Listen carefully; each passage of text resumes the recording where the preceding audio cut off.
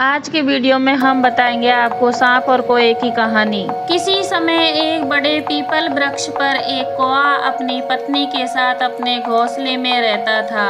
इस वृक्ष की कोटर में एक काला नाग भी रहता था जो उसके घोंसले में जाकर उसके बच्चों को खा जाता था।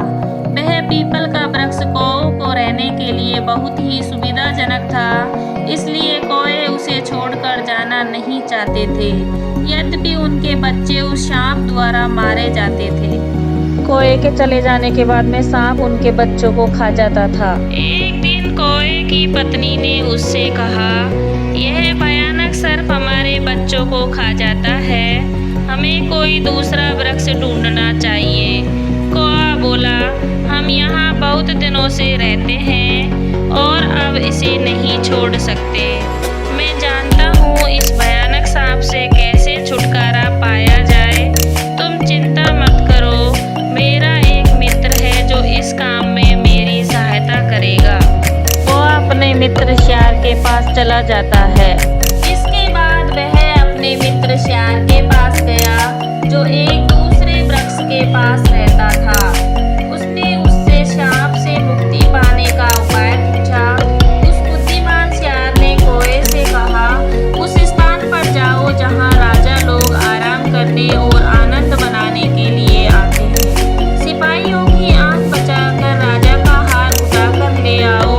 उस हार को उस कोटर में रख दो जिसमें वह सांप रहता है। कौआ और उसकी पत्नी यह करने को राजी हो गए। वे उस स्थान पर गए जहाँ राज परिवार की स्त्रियां तालाब में जल क्रीड़ा कर रही थी। कौए ने एक कीमती हार उठाया और उड़ चला।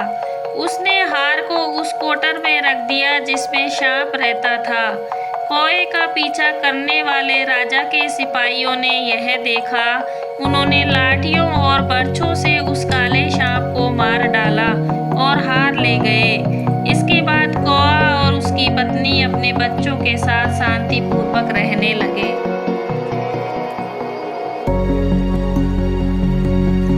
इस कहानी में कौआ परिवार के असहनीय दुख का वर्णन किया गया है। कौआ पीपल के वृक्ष पर बने अपने घोंसले में रहता था। उसी वृक्ष की कोटर में रहने वाला एक क्रूर सांप उसके घोंसले में आकर उसके बच्चों को खा जाता था।